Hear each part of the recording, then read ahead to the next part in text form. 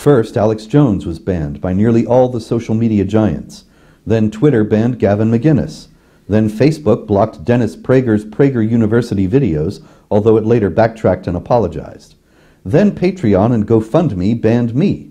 And make no mistake, you may dislike Jones, McInnes, Prager, and me, but this isn't over. The left is moving quickly now to silence all dissent, and there is no telling who could be next. It could be you. Patreon started the ball rolling when they deleted the account I had started to raise funds to renovate an old TV studio, which I had hoped to use for Jihad Watch videos. Patreon gave me no explanation for banning me other than saying that MasterCard had demanded that they do so, and the only explanation from MasterCard was published in Breitbart News, which said, "A MasterCard spokesperson responded to a Breitbart News request for comment with the following statement. As part of our normal process, we share information about websites that may have illegal content with the acquirer or merchant's bank that connects them to our network to accept card payments. The acquirer would then review the site for compliance with legal requirements and our standards. They would then determine what action to take. In this case, the acquirer advised us that they decided to terminate acceptance." What illegal content? And which website did they mean, Patreon or Jihad Watch? All I had at Patreon was a video stating my hopes to rebuild the studio and a notice about an upcoming live stream. At Jihad Watch, all we have are news articles, almost all from mainstream news sources with commentary. So to what illegal content was MasterCard referring? It is not yet illegal in the United States to criticize Islam and to oppose jihad mass murder and the Sharia oppression of women, gays, and others. It is, however, illegal to do so under Sharia. Is MasterCard operating according to Sharia blasphemy laws now? Shortly after that, I started a GoFundMe page to make up for the loss of Patreon, but after a few days, GoFundMe canceled my account and refunded all the donations. GoFundMe sent me this explanation. "It seems you're using WePay, GoFundMe's service to pay those who receive donations, for one or more of the activities prohibited by our terms of service. WePay is unable to process payments related to hate, violence, racial intolerance, terrorism, the financial exploitation of a crime, or items or activities that encourage, promote, facilitate, or instruct others regarding the same." There was, of course, no further explanation.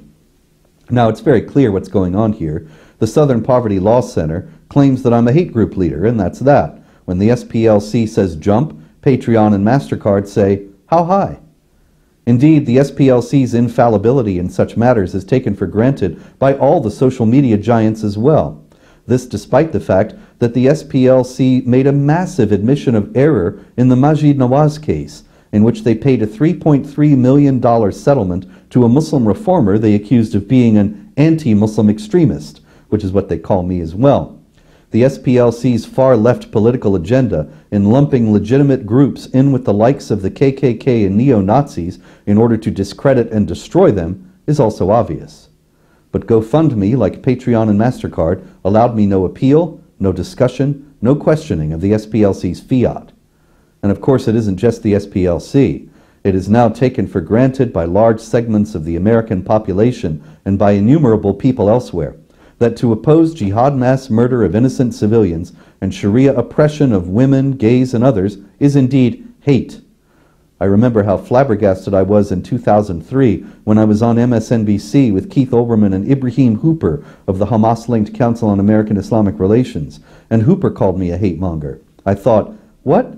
It's hate to oppose jihad terror? That's never going to fly. But it has.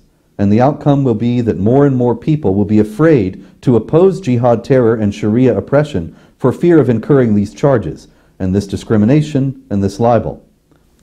I'm going to be doing what I can to challenge GoFundMe's uncritical acceptance of the SPLC's smear of me, and the likely same uncritical acceptance by MasterCard and Patreon. But the SPLC has hundreds of millions of dollars, and I don't. And many who don't realize how vulnerable they are will applaud what is happening to me because they don't realize or believe how easily the same tactics can and will be turned on them. But they will be. This is getting very serious. It won't stop with me. After my adventures with Patreon and GoFundMe, MasterCard and Visa stopped processing donations for the David Horowitz Freedom Center, with which I'm affiliated, although they backtracked after an outcry.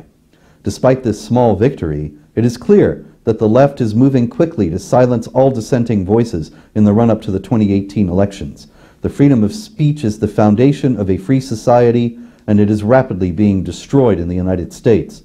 Not only are Horowitz and me and Jones and Prager and McGinnis being silenced, the pressure on the credit card companies shows that the left is now trying to make sure that we cannot make a living, that we will be quite literally destroyed, personally as well as professionally.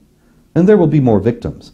This totalitarian action needs to be stopped quickly, or it will destroy all who are not doctrinaire leftists, and without any doubt, the United States as a free society as well. I'm Robert Spencer, Shulman Fellow for the David Horowitz Freedom Center and Director of Jihad Watch. This video has been brought to you by the Center for Security Policy.